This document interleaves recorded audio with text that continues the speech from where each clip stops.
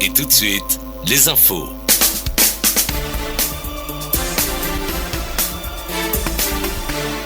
Messieurs, dames, merci de nous recevoir chez vous. Bonjour et bienvenue dans Gakwa Info Midi. Alkama Toumamo Bachir à la présentation.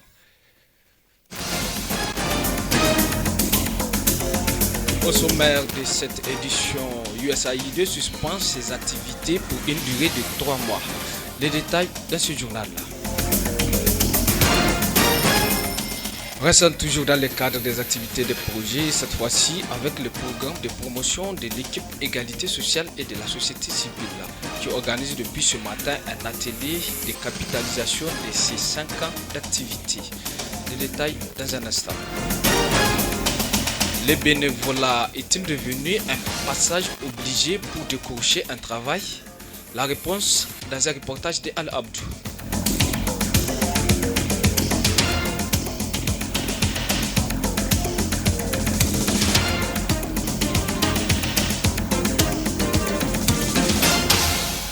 Bonjour à toutes et à tous, comme annoncé dans les titres, l'Agence américaine pour le développement international USAID suspend ses activités pour une durée de 3 mois.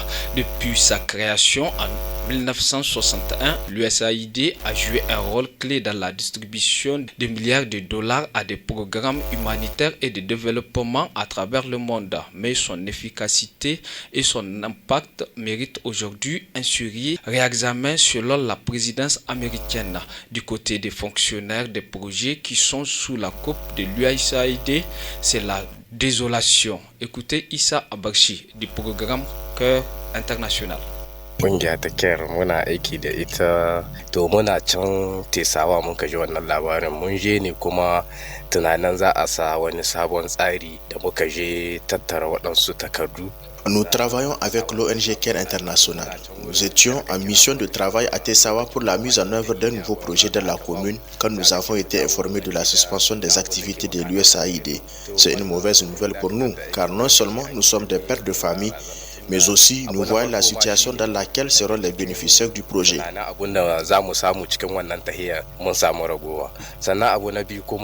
Daga damanmu da muka tai can wurin masu iyalai ne to mai iyali kai tsaya an ce yana sama aiki alhaji an ce mishi aikin nan ya tsaya to abun gaskiya sai mu ce akwai yar damuwa daga ciki kusan kaso 60 zuwa 70 da muka je can wannan wurin don wannan aikin masu iyalai ne kun ga dai ai cikin yanayin da ake alhaji kuma ga wanga abun ya zo ya wakana kuma kenan abun 60% des fonctionnaires des projets sous la coupe de l'USAID sont des pères de famille. Imaginez alors la situation dans laquelle ils se retrouveront. Nous souhaitons qu'avant même les 3 mois, les choses s'arrangent d'ici peu. Sinon, tout celui qui est sous ce financement est impacté. Ici, nous sommes à plus de 100 employés. C'est vraiment pathétique.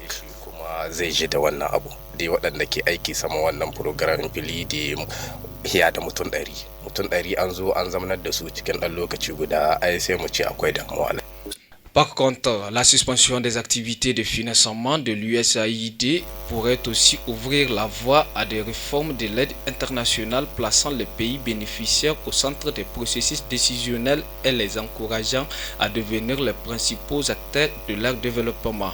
Pour Dr Nour Salif Djangwarzo, enseignant-chercheur à l'université d'Anklodo de Maradi, cette fermeture est une occasion pour les pays bénéficiaires de s'atteler à leur propre développement. C'est peut-être même une opportunité pour que les pays se ressaisissent, pour qu'ils se développent par eux-mêmes sans attendre vraiment toujours l'aide extérieure. C'est une opportunité pour eux de prendre en charge tous ces secteurs-là vitaux par leurs propres moyens. Donc c'est ça qui va vraiment garantir leur autonomie et puis leur souveraineté. Ce ne sont pas nos fonds, c'est les fonds des Américains. Ils ont décidé en toute souveraineté de les arrêter. Donc c'est à nous maintenant de nous assumer. On ne doit pas de toute façon compter sur l'aide extérieure pour occuper nos concitoyens, pour les trouver du travail.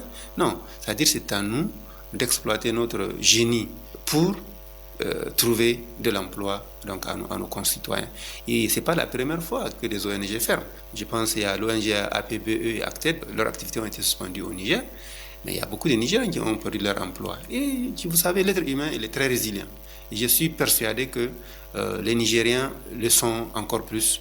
Ils vont trouver un moyen, donc avec l'assistance de l'État bien entendu, donc pour que ces pères de famille-là trouvent de quoi prendre en charge leur famille. Dans cette idée de résilience, peut-être que ces agents-là peuvent créer donc leur propre ONG pour chercher des financements auprès de l'État et continuer à faire des activités, et cette fois-ci encore beaucoup plus saines.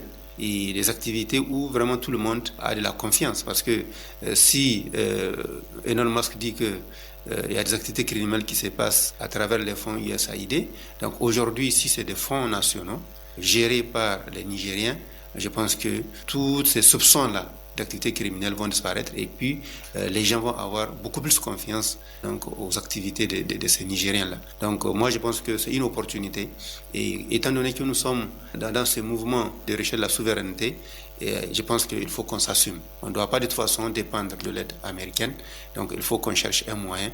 Et moi je pense qu'il faut commencer déjà même à faire un point sur tous les secteurs dans lesquels interviennent les partenaires extérieurs. Et faire des études prospectives pour voir qu'est-ce qui va se passer au cas où tous ces partenaires se retirent de chez nous. De telle sorte qu'on ne sera pas surpris. On a déjà préparé des plans A, des plans B, des plans C, au cas où même toutes les aides extérieures s'arrêtent. On a un plan pour prendre en charge les activités qu'ils ont arrêtées. Restant toujours dans le cadre des activités des projets, cette fois-ci avec le programme de promotion de l'équité, égalité sociale et de la société civile, Promesse 3, mise en œuvre par Cœur Norvège qui organise depuis ce matin un atelier de capitalisation de ces 5 ans d'activité.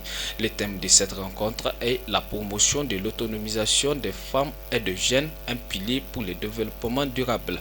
Durant ces 5 ans, environ 310 femmes et filles ont atteint l'autonomie financière à travers ce projet.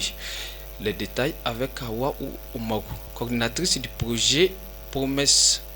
Environ 310 000 femmes et filles qui ont atteint une certaine autonomie financière à travers les caisses d'épargne MMD. On a eu aussi à impliquer des hommes modèles.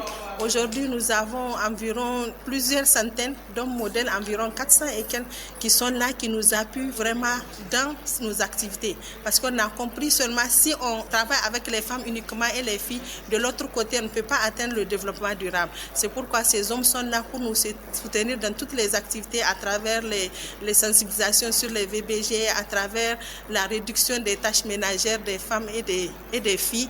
Et nous nous sommes apaisantis sur les leaders religieux qui nous ont accompagnés dans ce sens à travers des prêches. Donc au-delà de cela, nous avons trouvé certaines banques céréalières aussi qui étaient là. On les a appuyées, elles sont environ au nombre de 81.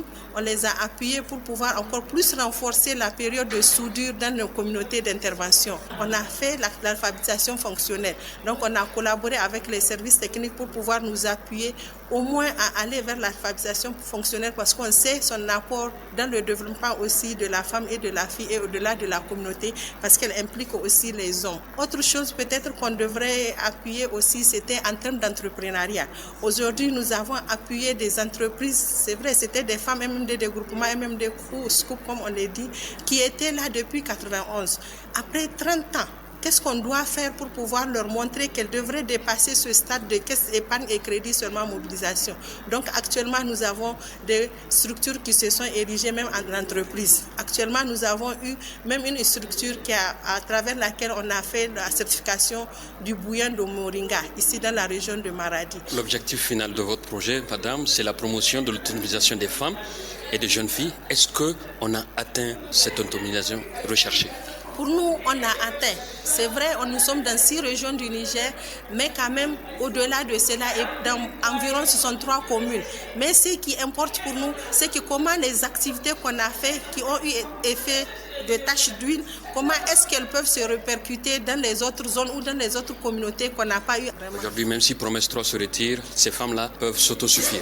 Bien sûr, on sait que vraiment on a mis des garde-fous, on a collaboré avec les services techniques, on a collaboré avec les structures MMD elles-mêmes pour voir comment elles peuvent elles-mêmes s'autosuffire. Suite de cette édition, le bénévolat est-il devenu un passage obligé pour décrocher un travail? Dans le domaine de santé, les nouveaux diplômés n'ont pas beaucoup de choix dans le contexte actuel de chômage élevé. Rester à la maison ou faire du bénévolat. L'hôpital de Maradi accueille beaucoup de ces bénévoles de la santé. Reportage Al Abdou.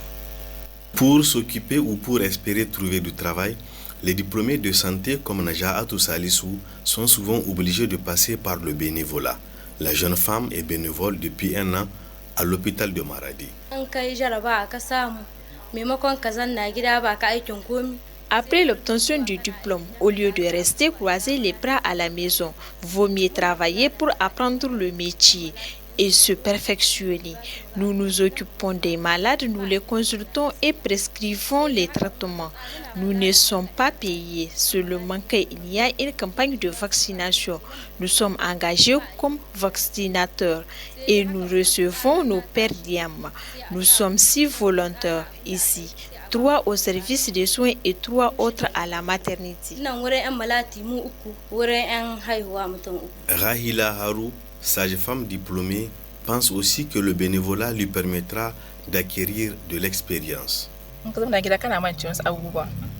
Si tu restes à la maison, tu peux oublier tout ce que tu as appris à l'école. Donc, vaut mieux aller à l'hôpital, mettre en pratique ce qu'on a appris. Pour avoir le bénévolat, j'ai préparé et envoyé moi-même mon dossier. Puis on m'a rappelé et j'ai commencé le travail.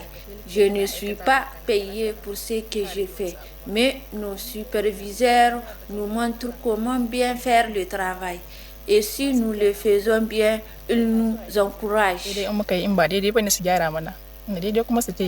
Le souhait de presque tous les bénévoles de la santé, c'est l'intégration à la fonction publique. Mais compte tenu du nombre croissant de nouveaux diplômés qui arrivent chaque année sur le marché du travail, l'accès au bénévolat lui-même est devenu très sélectif. Aïchatou Ali, bénévole à l'hôpital de Maradi. Beaucoup de nos camarades ont fait des demandes de bénévolat, mais n'ont pas été rappelés. Mon souhait, c'est d'être recruté à la fonction publique et avoir les numéros matricules. Beaucoup parmi nos camarades ont ouvert des cabinets de soins, mais c'est aussi une question de moyens. Si je trouve les moyens, je voudrais bien ouvrir. Pourquoi pas? L'hôpital régional CHR de Maradi accueille plusieurs bénévoles infirmiers et sages-femmes fraîchement sortis de l'école. Cette politique du centre hospitalier vise à permettre aux nouveaux diplômés de se perfectionner et de maîtriser les ficelles du métier. Dr Haladou Abdou, directeur du CHR de Maradi. Le métier de la santé s'apprend dans un centre de santé. On peut sortir de l'école avec une bonne note, mais sans stage ou pratique au contact des malades, on ne peut pas maîtriser la profession. Les bénévoles nous aident beaucoup. Ils ne sont payés ni par l'hôpital ni par l'État pour le moment. Nous sommes bien sûr satisfaits d'eux parce que ce sont nous qui leur apprenons et la plupart d'entre eux ont fait leur stage ici. Nous n'avons eu aucun problème avec eux. Chaque année, des milliers de jeunes diplômés, tant de la santé que de l'enseignement, arrivent sur le marché du travail. Mais faute de recrutement à la fonction publique et à la rareté des contrats, beaucoup passent par le bénévolat pour espérer un jour accéder à la fonction publique.